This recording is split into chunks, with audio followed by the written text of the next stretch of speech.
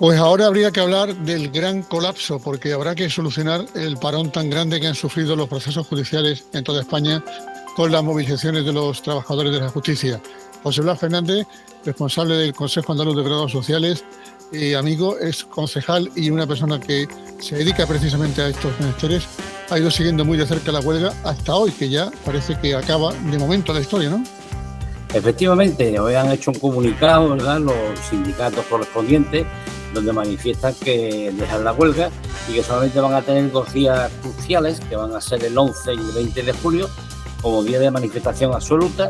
Bien, yo creo que incluso se van a manifestar cuando España haga uso o esté en la presidencia de la Unión Europea, y otros pues lo harán en determinados sitios de enclave nacional que desconocemos, pero bueno, en el manifiesto lo ponen, ¿no? Lo que sí es verdad es que a partir de ahora, bueno, pues espero que todo el papel que tenemos agolpado en tantísimos juzgados, en tantos decanatos, en tantas audiencias, en tantos tribunales superiores, pues empiece a funcionar, empiece a dejar de tener el colapso que tenemos y lógicamente empiecen a trabajar todos, y nosotros los profesionales pues empecemos también, como es lógico, a acudir ya a las vistas, a los juicios, a las comparecencias, a un largo etcétera, porque la verdad que estamos totalmente, diría, maltratados por las huelgas que estamos padeciendo, ¿no? ¿Podría explicarnos exactamente por qué la huelga y por qué salen los funcionarios de justicia a la calle a manifestarse? ¿Qué es lo que piden exactamente?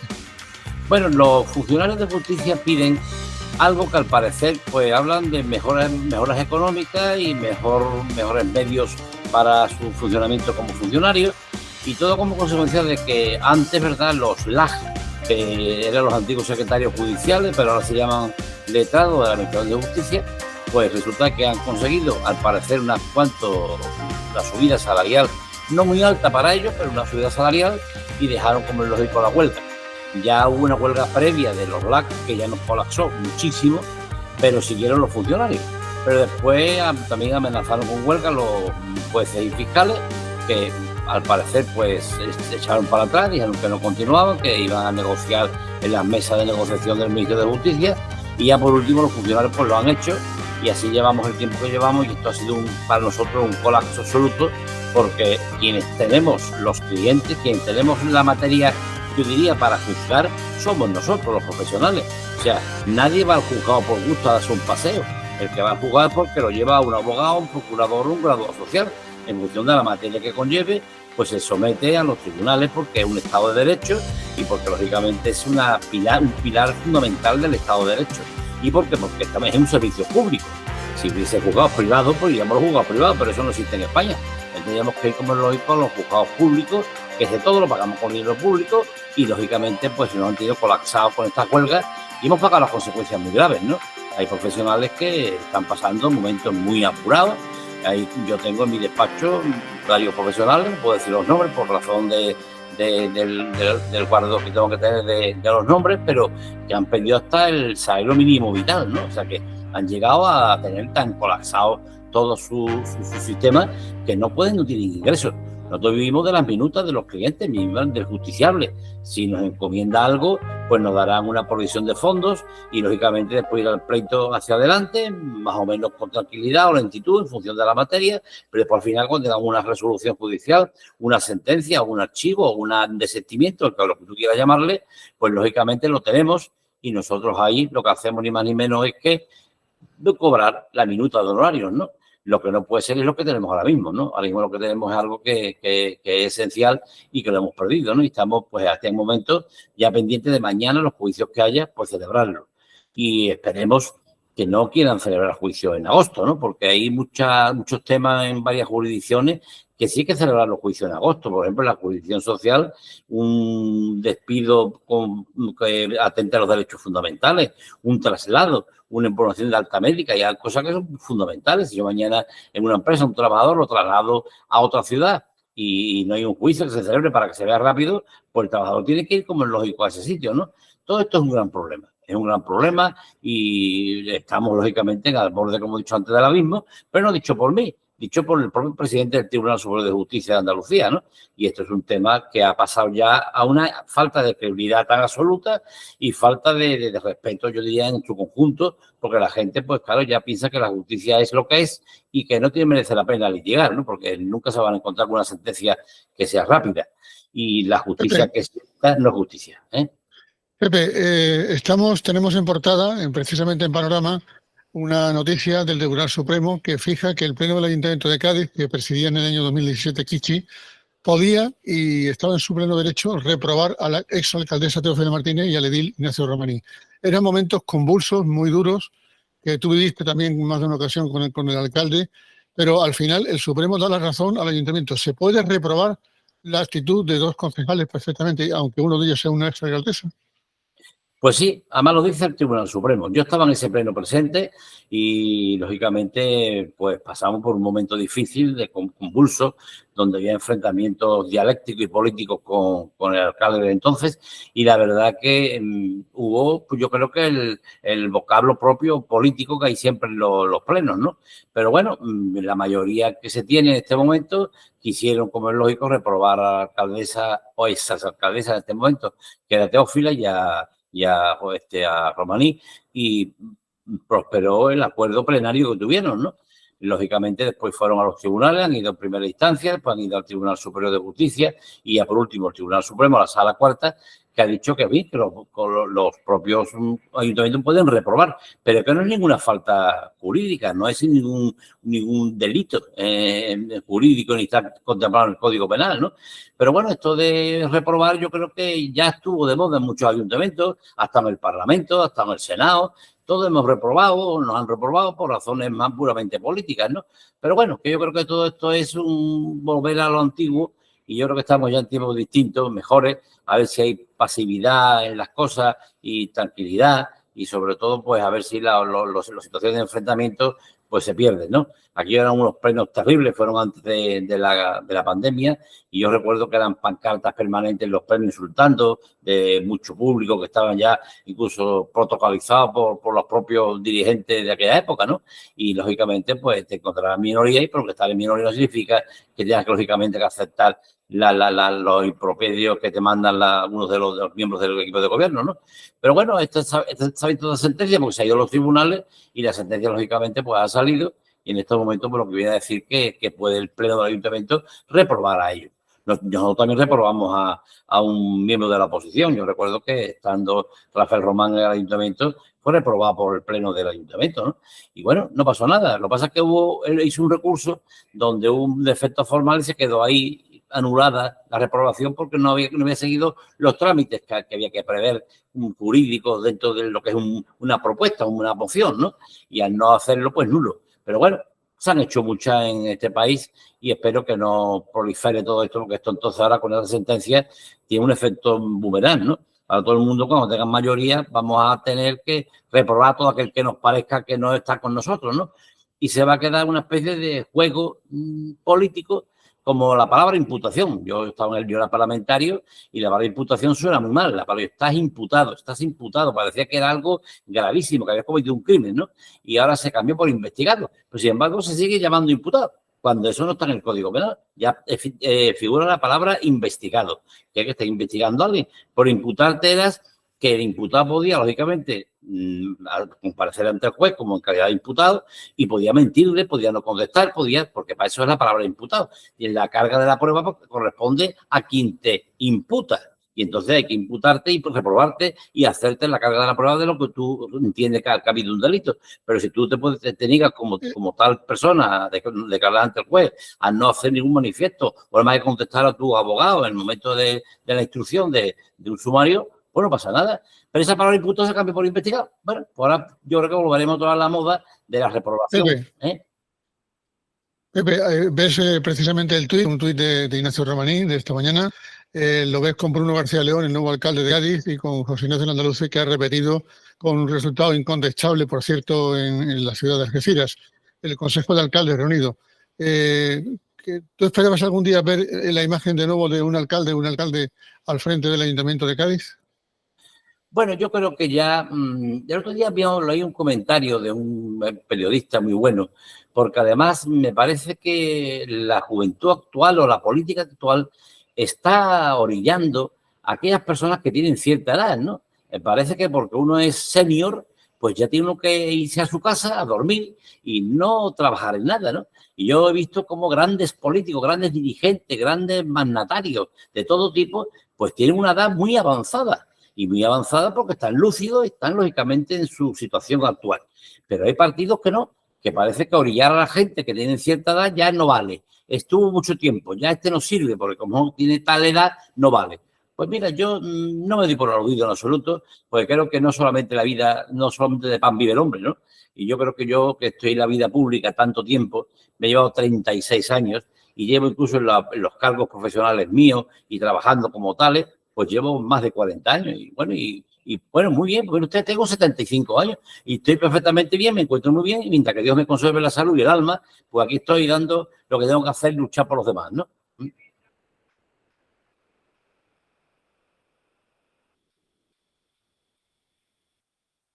Estaba buscando noticias de última hora y aquí acabo de encontrar una precisamente de Europa Press hace un minuto, 2 minutos exactamente. Feijóo promete en su programa incrementar en 1.000 plazas la plantilla de jueces y fiscales y reformar la ley del Tribunal Constitucional. Las promesas que tiene que hacer siempre un gobernante se han de cumplir, pero las de la justicia han sido complicadas, por si no, no habría habido la movilización que ha habido, ¿verdad, Pepe? Totalmente. Yo creo que la justicia tiene un gran problema. La justicia está sobre tres patas. La pata del juez o tribunal o magistrado que preside en este momento la sede judicial o el acto judicial, donde depende del Consejo General del Poder Judicial. Después nos encontramos que los fiscales dependen, como es lógico, del Ministerio de Justicia y en este caso del Consejo Fiscal. Después nos encontramos donde los secretarios judiciales o ILAJ pues dependen del Ministerio de Justicia. Y después nos encontramos que todos los funcionarios y las sedes judiciales, los medios que hay que aportar ahí, dependen, como es lógico, de la comunidad autónoma. Es decir, que un juez no puede mandar a un funcionario a hacer algo porque no es su competencia. Ni un LAC, que era un antiguo secretario, puede decirle a un funcionario que haga esto o lo otro, incluso es más, si considera que no está actuando correctamente, puede expedientarlo. No lo puede expedientar. ¿Por qué? Porque tiene que dar conocimiento a la comunidad autónoma que haga un expediente. Y después nos encontramos los profesionales, que le pertenecemos a unos colegios profesionales, cada uno, como es lógico, estando inmersos en la ley orgánica del Poder Judicial, porque por ahí se rigen también los profesionales, los operadores jurídicos, y nos regimos por la ley, y debemos guardar un sigilo, una praxis profesional, un respeto a los tribunales, y un respeto también hacia nosotros. Y entonces pertenecemos a colegios profesionales. ¿Qué ocurre? Que estamos cada uno en un sitio, y aquí hace falta que haya un pacto de Estado. Un pacto de Estado donde el Poder Judicial sea totalmente independiente, que los jueces dependan de ellos, que se lo elijan ellos y que estén nombrados por ellos. Como en mi colegio profesional, nosotros nos reunimos para elegir a los miembros de la Junta de Gobierno o al presidente. Se reúne la Junta General, que son todos los colegiados, y eligen a quien consideran oportuno. Punto. Con los medios que marca la ley, que son tantos años de antigüedad, tener pues cierto tiempo dedicado a la profesión, los parámetros que marca uno de estatutos. Pero esto no existe aquí hoy. Esto en los colegios sí, pero luego te cuenta que el juez, pues no olvidemos también que los jueces están ahí y hay jueces sustitutos que se ponen a dedo por la sala de gobierno de cada sitio. Y yo la verdad que te juzgue un juez sustituto a mí no me vale, porque son jueces que están sustituyendo al que está vacante, al que no está o está enfermo y van rotando por todos los juzgados con materias distintas que se tocan. Y yo creo que el juez debe estar especializado. Por eso soy de la opinión que hay que buscar jueces especialistas y que haya un gran pacto de Estado con todos los que formamos parte de la judicatura y de la justicia, para que ahí salga algo concreto, y eso es lo que yo le pedimos a los tribunales, y en este caso, perdón, a los tribunales, al gobierno, para que se legisle y sean las Cortes Generales las que, lógicamente, saquen adelante esto, ¿no? Pepe, con los años de experiencia que tiene a nivel político, el 23 de julio está a la vuelta de la esquina, y hay encuestas que van a salir seguramente al final de esta semana, pero la mejor encuesta es la de la urna, precisamente, el día 23. ¿Cómo ves el panorama? ¿Cuál es tu intuición? ¿Qué te dice lo que puede pasar? ¿Qué puede pasar en España el día 23? Bueno, yo considero y creo que el Partido Popular va a ganar las elecciones. La va a ganar porque además se ve hay un descontento generalizado del país, de la ciudadanía. Esto no funciona. Tenemos un presidente que todavía está en funciones ya y que vemos cómo está actuando. Ha mentido muchísimo, ha dicho una cosa y mañana ha dicho otra, está todos los días regalando, prometiendo, y ahora a los jóvenes le promete una cuantía, mañana le promete a los mayores otro tipo de actividad, otra cosa, y gastando dinero, y yo creo que es notorio que no va a seguir, ¿no? Ha buscado la fórmula de poner sus cabeceras de sus ministros por los cabeceras de las listas de todas las provincias. ¿Para qué? Pues para ganarse un poco ser estar en una posición fuerte y dejarlo ahí colocado cada uno. Y, lógicamente, aquí hay un medio de vida que es la política, ¿no? Y eso es lo que yo no creo. Yo creo que, lo decía Rodemiñón, ¿no? La política no puede estar formada por gente del paro. Hay que buscar gente preparada, consolidada, que mientras que esté en la política pues tenga que pagarle a alguien su salario y su sueldo, pero luego vuelva a ella otra vez a su vida profesional o vida que tenga, ¿no? Y hay que ser un profesional en la política, no un profesional de la política. Y ese es el error, que todos estos señores que están gobernando, muchos de ellos, una gran mayoría, pues están en las cortes, los ayuntamientos, en las diputaciones, en los parlamentos, y no más que pretenden luchar para mantenerse en el puesto. Y entonces viven de nosotros y de nuestros impuestos, y eso no funciona. Así no funciona la política. Pepe, ¿debe gobernar aquel que obtiene la mayoría, pero no suficiente para tener el control del gobierno? Es decir, ¿el partido que ha sacado más votos debe ser el que gobierne? Yo creo que sí. Además lo ha dicho incluso hasta Felipe González, creo que ayer o hoy, ¿no? Ha dicho que gobierne el que más obtiene más votos, ¿no? Después de dar los problemas de las mayorías, que las votaciones no serán acordes, pero bueno, se consensúa. Yo creo que cuando tú estás minoría en un sitio, tienes que consensuar. Las mayorías absolutas son auténticas barridas de votaciones, guste o no guste, ¿no? Que es lo que ha ocurrido en estos casos últimos, ¿no? Se hacen las leyes porque yo tengo los votos, toco el botón y sale lo que yo quiera. Sin enmienda, no admito nada. La verdad es que estas leyes han salido 200. Ha habido una guerra legislativa tremenda. Esto es lo que hay, porque lo dicen la mayoría absoluta del Parlamento. Pero si la mayoría absoluta no es sólida, no es buena, salen leyes malas, ¿no? Y las leyes malas están haciendo un perjuicio tremendo al ciudadano que va a pagar las consecuencias ahora en la urna y va a decir qué es lo que quiere, ¿no? Precisamente hacías un comentario antes, Pepe, acerca de la valía de los seniors, por decirlo así. La gente que se ha llevado mucho tiempo han sido protagonistas de hechos políticos importantes, y te llamo la atención sobre lo que acaba de suceder y que está dando a conocer el diario.es. 350 exdirigentes del PSOE andaluz, protagonistas de la transición de las primeras elecciones del 77, del referéndum del 81 y de las primeras autonómicas de Andalucía, piden lealtad a Pedro Sánchez de la vieja Guardia Socialista. Es un problema los nuevos sistemas de procedimientos dentro de los partidos, porque pueden quedar gente valiosa, con talento, orillada por procesos como las primarias, que si se aplican de una forma son correctos, son sanos para una organización, pero si se aplican de una forma sectaria, apartando y excluyendo a esta gente, la verdad es que puede pasar esto que está pasando en el PSOE, que la vieja guardia, la gente que quedó orillada, diga, aquí estamos, queremos seguir trabajando. Esto pasa en todos los partidos. En todos. Yo creo que esto es un gran problema, que tú acudes muchas veces a la política por la amistad con un dirigente político y después todo aquel, lo dice el refrán, ¿no? Líbrame de mi amigo que del enemigo me libro yo, ¿no? O no hay peor cuña que de la misma madera. Lo que sí es verdad es que cuando tú entras en un partido, si tú estás en el núcleo que manda, que gobierna, en el núcleo duro de ese partido, pues vas para adelante, pero no salgas de ese redil. Como tú discrepes de quien dirige o no le caigas bien o no seas pelotilla con ese señor que está ahí, pues te orillan de una manera, aunque estés afiliado, te dejan para siempre en el ostracismo, ¿no? Y yo creo por eso es que es bueno que los seniors, los que son más mayores, que tenemos una experiencia de haber pasado muchos años de la política. Yo no quiero compararme con nadie, pero 36 años en la vida pública me han dado mucha experiencia, muchos disgustos, muchas satisfacciones, muchas cosas que hemos conseguido buenas y malas o han ido en contra, pero he aprendido de ellas. Y eso es lo que tenemos que hacer. Y pídele, señores, a estos señores de verdad. El Senado está formado por gente mayores, gente que tenga la experiencia propia de ser senador, pero no cualquiera para tocar un botón, porque la Cámara Alta es lo que es la Cámara Alta, todos lo conocemos. Pero digo el Senado por decir en general la vida pública de la vida social en España, ¿no? Son los amigos de los amigos, en el número que te ponen, en función de salida, no salida, porque va a tener un sueldo, ¿cuánto me voy a dar? Y la gente va ahora por el dinero a la política y dado de alta en seguridad social. Yo me acuerdo que en el año 83 yo entré y yo estaba en la oposición y yo no tenía ni seguridad social, ni tenía ni profesión. Y terminaba el pleno, iba a mi casa y tenía que recuperar el tiempo perdido porque yo había perdido un tiempo por la mañana, por la tarde en un pleno, trabajando para mi ayuntamiento, pero llegué a recuperar porque tenía mi profesión libre que vivía de ella. Nadie me daba nada. Nos daban a un grupo determinado una cuantía para mantenimiento del grupo porque había que poner papel, buscar un secretario, buscar a alguien de la calle para que te hiciera los documentos que hay que mover, ¿no? Pero esto hoy se ha perdido. Hoy va la gente a la política porque ¿qué me van a dar? ¿Qué sueldo voy a tener? ¿Cómo? ¿Y cuántos millones cuesta eso al país? ¿Cuánto cuesta al país? Y luego los apéndices de los cargos, ¿no? Si eres parlamentario, si vas a una comisión determinada, si eres presidente, si eres secretario, si eres vocal o eres suplente.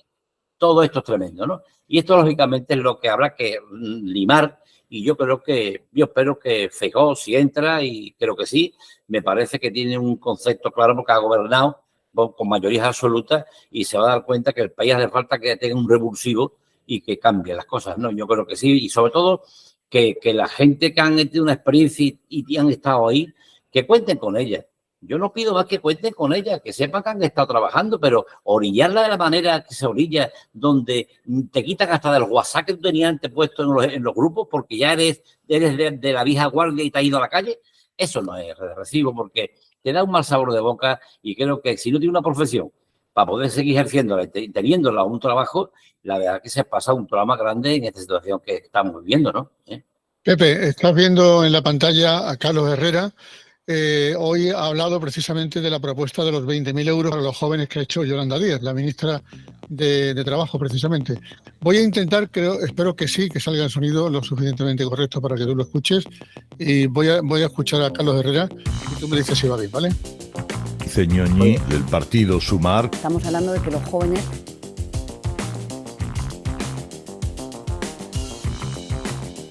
Lo intentamos de nuevo. Tengan, ¿no? Un acceso a 20.000 euros. Un joven, cuando alcance la mayoría social, accedería a este ingreso. ¿Por qué? Por lo que le estoy diciendo, porque la posibilidad de emprender no puede estar ligada a el origen de tus padres. Esto se va a pagar como el impuesto de grandes fortunas. En 2005 nacieron en España 466.000 niños. Este año, por lo tanto, cumplen 18 años 466.000 jóvenes. Echen la cuenta. Solo este año 9.300 millones de euros. ¿Qué es más que la suma de los presupuestos de los ministerios de Educación y de Sanidad? Vamos a quitarle el dinero a los padres y se lo regalamos a los hijos, pero que pase por nuestra mano. ¿Qué te parece, Pepe? Me parece ridículo. Yo creo que pensar que los jóvenes, dándole 20.000 euros, van a ser emprendedores, cada uno va a hacer lo que quiere, va a tener un sentido vocacional de su vida. El que quiera hacer una formación profesional lo hará y tendrá unos estudios, se lo pagarán sus padres, no se lo pagarán sus padres y buscarán medios. Y lo que hay que hacer es incentivar a las empresas, incentivar para esa formación, pero formación de verdad, donde la gente aprende y estudie. Y los universitarios, cuando terminen la carrera, que tengan práctica para poder practicar. Pero si se olvidan de ello para siempre, una vez que tengan el título, no podemos hacer nada. Yo me acuerdo, esto es darle dinero a la gente, me acuerdo ahora con esto del cheque bebé, ¿no? El más ridículo que fue que por tener un hijo te daban 3.000 euros y tenías dos, te daban 6.000, eran 2.000 y 2.000. Y tenías dos, te daban 6.000. Mire usted, ¿qué se dieron eso? Pues para pagar muchísimos bautizos, para gastarse los cochecitos y nada más. Porque todo el mundo decía, voy a celebrarlo porque me han dado el cheque bebé. Lo tuvieron que quitar porque fue una ruina aquello, ¿no? Pues esto igual. ¿Y los bonos que están creando para qué? Si eso no sirve para nada. Lo que pasa es que esta ministra, la ministra esta que tenemos, pues yo creo que toma muchas pastillas y se queda un poco alucinada muchas veces y no sabe lo que está diciendo, ¿no? Y que está captando votos por decirle a los jóvenes que le va a dar 20.000 euros, ¿no? Es un ridículo absoluto y así la sociedad no prosperará nunca en la vida, ¿no? Así que yo creo que estoy de acuerdo con Carlos Herrera y todo, ¿eh? Vamos a escuchar a Felipe González, a ver qué es lo que ha dicho, porque sus declaraciones no pasan desapercibidas y ha sentado en parte de la familia socialista muy mal lo que ha dicho. Pero escuchemos parte de... Sigue siendo verdad, solo para ser libre. Pero ¿cómo se construye la convivencia? Que es así. Es mi mayor preocupación, que hago por eso es el pacto. Pactas con el que piensa como tú, es ridículo. Pactas con el que piensa diferente. Hay límites sobre los que no puedes pactar, límites, pero no porque no quieras pactar. Sigue siendo verdad. ¿Se pacta con el que no o con el que sí, Pepe? Yo creo que hay que pactar con aquel que tú consideres que lógicamente va a dar un reflejo de tu programa. Hay un mayoritario que te lleva un programa y lógicamente habrá situaciones donde yo quiera poner mi idea y habrá otro que tengo que pedirle su ayuda, su voto para que me termine de concretar. Pero a cambio de nada, a cambio de ministerios, a cambio de que tú hagas la ley que tú quieras, ponla, no importa. Con tal que yo saque lo mío, tú pon las leyes que te parezcan. Ha sido, ya digo, una guerra legislativa de esta última legislatura que es vergonzosa. Yo te puedo decir que durante la pandemia los profesionales hemos tenido que leernos a la fuerza cerca de 70 páginas diarias de Real Decreto Ley que han salido pero a diario, salían en los boletines. Se cree que por ser el dueño del boletín, todo Real Decreto Ley y al boletín, Real Decreto Ley al boletín. Ni discutir las normas, ni discutir nada. La reforma laboral salió como consecuencia de un diputado que se equivocó con el voto, pero lo que llevaban era otro postizo, ¿no? Hay que ver que eso no ha servido para nada. Ahí tenemos los fijos discontinuos que siempre los ha habido y no sabemos inclusive la gente que está en el paro. Hemos visto las encuestas del desempleo. Mayor afiliación, pero ¿cuántos contratos se hacen a tiempo parcial? Lo hacemos nosotros. La gente, tú por un sueldo muy alto, pues quiero media jornada. No puedo pagar la jornada que pone el ministro, o la ministra en este caso. Pero ustedes que no puede ser, esto no es serio, esto no es serio. Esto es acabar con las empresas, acabar con las pymes y micropymes, que son las que están pagando las consecuencias de este país.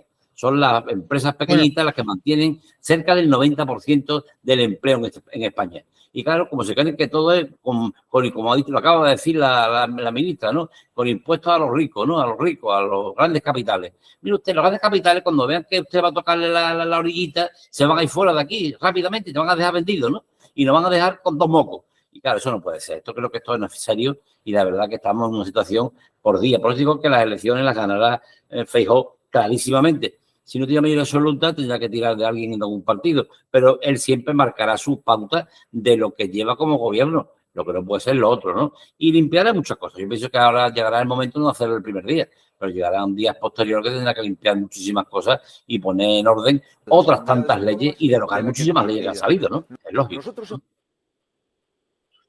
Pascal puede votar con la izquierda, espero que no lo haga. Pero si vota con el sanchismo, es evidente que tendrá que explicar. Una situación política inédita en España, porque nunca parece que haya tenido tanto poder un partido si se cuajan todas las faenas, ¿no? Sí, efectivamente. Y además yo estoy de acuerdo con lo que está diciéndose, ¿eh? Yo creo que aquí hay que hacer un gran pacto y los 2 partidos mayoritarios tendrán que pactar con sentido común, ¿no? Y, por supuesto, antes de estas elecciones no mentir y decirle a la gente la verdad por dónde se va, ¿no? Y que la ciudadanía vea venir esto, ¿no? Porque no esperan años difíciles, ¿eh? Aquí parece que ha habido alegría, es mentira, ¿eh? Aquí no hay alegría. Se habla mucho de la crisis, no hay crisis, ya todo ha acabado, ya estamos fecha antes de la pandemia, aquí estamos todos fenomenal. Vamos a ver qué nos encontramos, ¿eh? Vamos a ver qué nos encontramos y ya yo creo que Europa va a tener que llamarnos la atención, ¿no? Pero claro, tener después al bocaza de Zapatero dando publicidad por ahí de este gobierno y es el único apéndice que tiene que lo defienda, pues mire usted, yo no sé qué nos queda aquí. Aquí nos quedan momentos muy difíciles y espero y estoy convencido de que las elecciones va a ser un revulsivo para toda España entera, pero para trabajar, ¿eh? Para trabajar y luchar y que se vean que la clase política ha cambiado. Por eso vuelvo a repetir, hay que buscar de nuevo otra vez a los seniors, llamarlos, atenderlos, recopilarlos, reconocerles su trabajo, porque yo creo que hay mucha gente que ha trabajado muchísimo, se ha entregado y no se puede orillar y dejarlo en la calle como si fuera una colilla, ¿eh?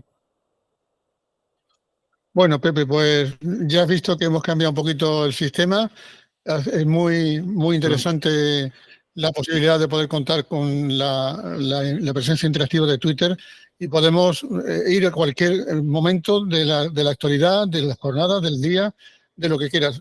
Una reflexión final sobre lo que puede pasar en la provincia de Cádiz, donde yo no sé qué opinas tú como ex parlamentario, pero ¿serías partidario de que algún día hubiera listas abiertas como en Gran Bretaña, donde un ciudadano puede decidir si vota a uno y no vota a otro y hace un ejercicio de apoyo a quien realmente trabaja en la política y a quien no trabaja, lo deja orillado, que decida listas abiertas? ¿Tú eso crees que lo vas a ver en la política española? Yo quisiera verlo porque además es muy triste que yo me acuerdo que en principio se empezó, yo que he ido al Senado varias legislaturas, empecé porque era por apellido, por orden alfabético, ¿no? Y entonces se cambió porque conseguían poner una agente que valían, el apellido era Zamora, iba al último. Entonces, mire usted, lo ponemos, ya se altera, no vale. Y se ha ido cambiando. Pero igual que se ha cambiado en el Senado los nombres, y ya no hace falta que vaya por la A, B, C, por el abecedario, y va por cualquier apellido, igual hace falta las listas abiertas en el Congreso. Y en todo, para que cuando se den cuenta muchas veces que un señor que lo vuelven a poner en la lista diga, mira, este no ha recibido más que tantos votos. ¿Y por qué? Porque no valdría, porque no le gustaba o por lo que fuera. El señor, con lo cual vale más el otro. Y lógicamente es así. Yo estoy convencido que quisiera verlo y creo que hay que tener listas abiertas en este país, pero de una forma inminente. Yo creo que hay que reformar la ley electoral y para las próximas elecciones, igual que he dicho antes del Poder Judicial, que se elijan los jueces por sí solos y que se elijan ellos y que ellos tengan un poder determinado, independiente. Para eso es un Poder Judicial. Igual hagan los parlamentarios en la política. Listas abiertas, listas abiertas. Bueno, pues creo que alguien te ha escuchado en el futuro gobierno porque Feijóo ha preparado un equipo de combate, por decirlo así, por si tiene que hacerse cargo de la presidencia europea, con un intercambio de papeles, y en ella juega un papel muy importante una persona de la experiencia similar a la que tú tienes en cuanto al tiempo de permanencia en política, y una persona que poco a poco ha ido aguantando, y mira que ha aguantado en tertulias, en todo, José Manuel García Margallo. Creo que es un gran personaje, alguien que te cae bien, ¿no, Pepe? Me cae muy bien y creo que también fue injustamente apartado, ¿no? Porque aquí, claro, aquí depende de con quién tú vayas, ¿no? Aquí si tú te metes y te encasillas en un determinado sitio, pues eres bueno o eres malo. En función de lo que veas, este es del otro, este es de la escuela de fulano, de la escuela de mengano. No es el partido, ¿no? Entonces, claro, eso tiene un sentido muy, muy peyorativo para quien está en la vida pública trabajando, porque tu trabajo no vale. Vale nada más que la simpatía que tengas con uno y con otro. Y simpáticos y gente con empatía hay muchísimo, y otros pueden ser más serios, pero muy trabajadores, ¿no? Pero aquí no más que vale el trabajo del pelotilla y el que realmente está pendiente del que está en la cabeza. Y como saben algunos, tienen la habilidad de pasarse de uno a otro sin tener ni experiencia ni amistad con esa persona. Pero bueno, este es el mundo, ¿no? Y de eso tenemos muchísimos ejemplos en todos los partidos, ¿no? En todos los partidos. Yo recuerdo Pepe. cuando...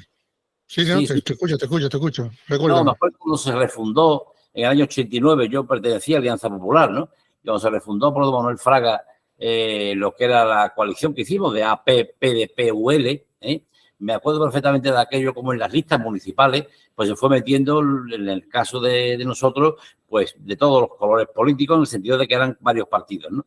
Pero como algunos hicieron cargo y orillaron a los de AP, echaron a los liberales y se quedaron otros, ¿no? O sea, que es que esto es curiosísimo, ver cómo el que maneja mejor y sabe manejarlo te va orillando, el que tiene un medio de vida se va olvidando, se va apartando, y el que le gusta la política por vocación, como me pasa a mí, pues si tú no caes simpático al que esté mandando, pues te puede como un pimiento que no tiene nada que hacer, ¿no? Esta mañana, Pepe, cuando buscaba algunos elementos para utilizarlo en tu entrevista, que esperaba hacer esta tarde, te agradezco que tengas un hueco, me encontré con unas declaraciones de García Margallo y del ex vicepresidente Pablo Iglesias, que están en la SER por las noches, y me llama mucho la atención porque creo que te van a interesar.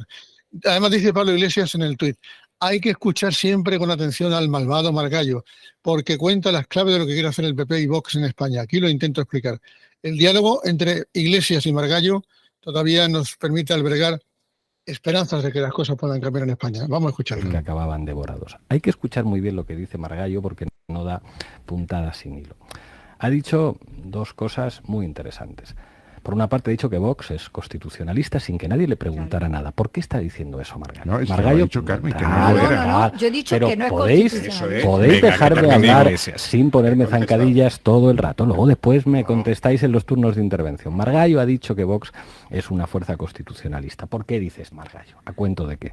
Porque básicamente está preparando un escenario en el que el PSOE va a gobernar con una fuerza constitucionalista, no como Podemos y como Bildu, que son una mezcla entre terroristas y gente que quiere romper la unidad de España. Eso es lo que está diciendo. Y después dice otra cosa que es bastante interesante y que consiste en agitar el fantasma del referéndum y de la plurinacionalidad. Esto es llamativo porque la propia Constitución española reconoce la plurinacionalidad al hablar de dos tipos de territorios, unos que se llaman regiones y otros que se llaman nacionalidades, que cualquiera que sepa un poquito de derecho político sabe que la diferencia entre nación y nacionalidad no existe.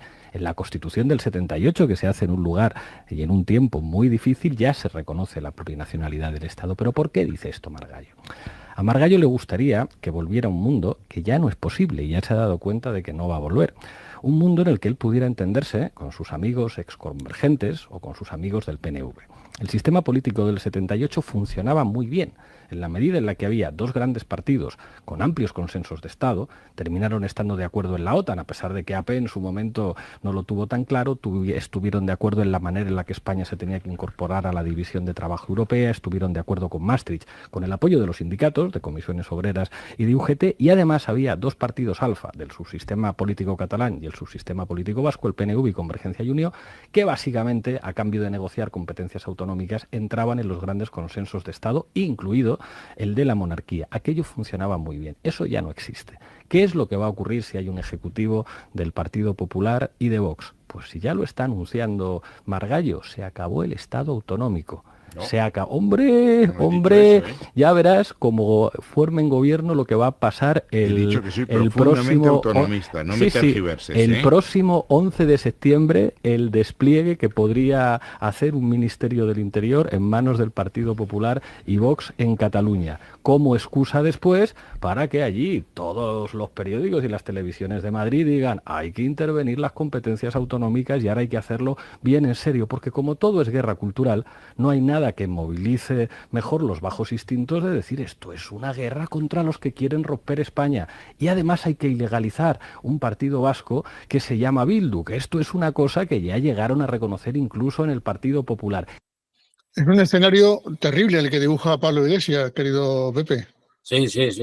Bueno, ya le conocemos, ¿no? Ya sabemos desde verlo allí en la plaza de la Puerta del Sol, sentado allí haciendo los proyectos y votando aquellos proyectos a la mano alzada y cómo se iban a arreglar las cosas, hubo gente que creyeron en él, ¿no? Hoy ya con el tiempo se han dado cuenta que no, pero bueno, es terrible. Pero ¿tú crees, Pepe, que corren en peligro las autonomías? Nos podemos quedar sin sistema autonómico porque algunas virtudes ha tenido, evidente, en el avance de los pueblos, ¿no?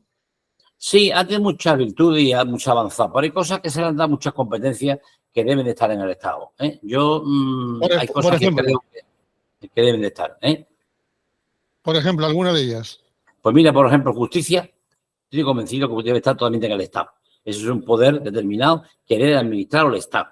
Pero se le admitió, por eso está dividida en tres patas, como he dicho antes. Por un lado el Poder Judicial, por otro lado, como es lógico, está lo que son los LAC y los miembros que pertenecen al Ministerio de Justicia, y por otro lado están las comunidades autónomas. Esto es un desastre. Hasta para las sedes judiciales, en unas mejores que en otras, en función de la comunidad autónoma funcionan las cosas mejor o peor. ¿Usted cree que puede ser que en el País Vasco sea la mejor comunidad que tengamos los profesionales del derecho para tener nuestro sistema CEN2 de sentencia, de jurisprudencia, porque funcionan muy bien y le dedican mucho dinero? Y, por ejemplo, aquí no se le ha dedicado dinero. Aquí estamos con ciudades de la justicia que son vergonzosas. Hay que ver el juzgado de Cádiz, ¿no? A base de... Y que no tienen dinero. ¿Por qué? Porque además ese dinero que se gasta en justicia no rinde, no da votos. Y entonces, ¿para qué habré cogido yo esto, no? Pues muchas cosas que habrá que buscar que deben de seguir. Es como las diputaciones. Yo la diputación las quitaba todas. Yo sí sé esa opinión.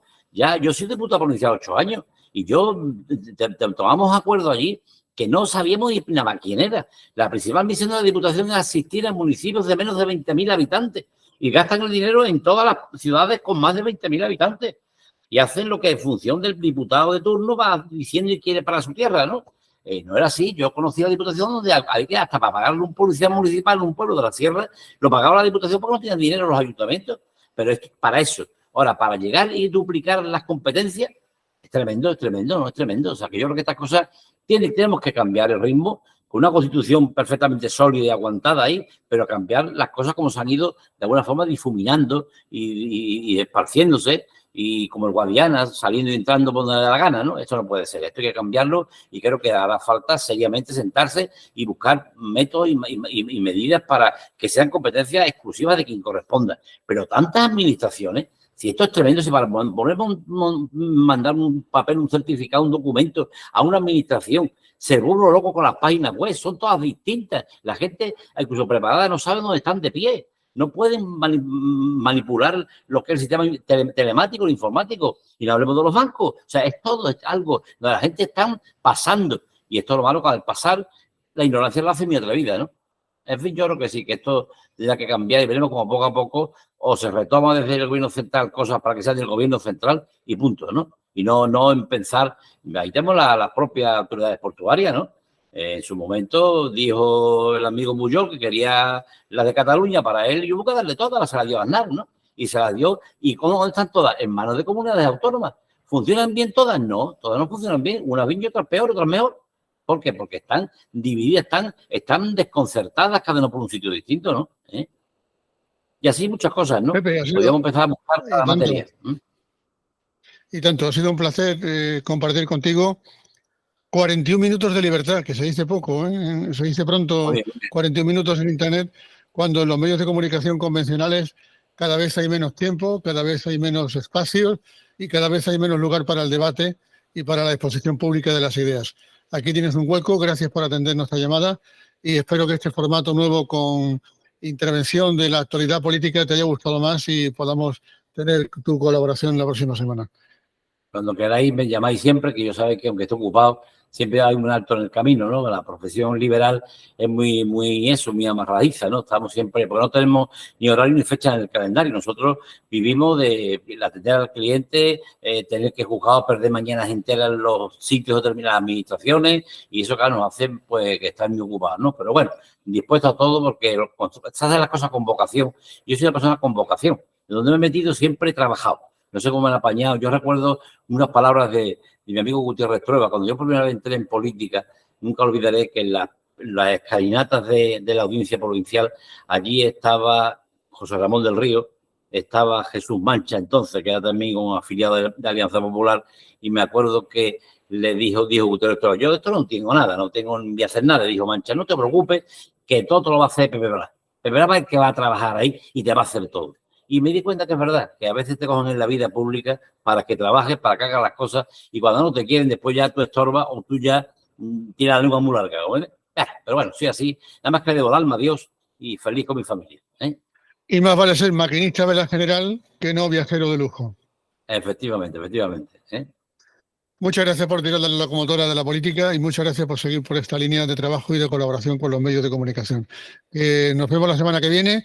A ver si podemos contar con algún compañero de grados sociales de Andalucía, que fue muy ameno el otro día. Creo que tenías preparado en Málaga algo, ¿no? Sí, tengo que hablar con él para decirle qué día y entonces que también se conecte conmigo, ¿vale?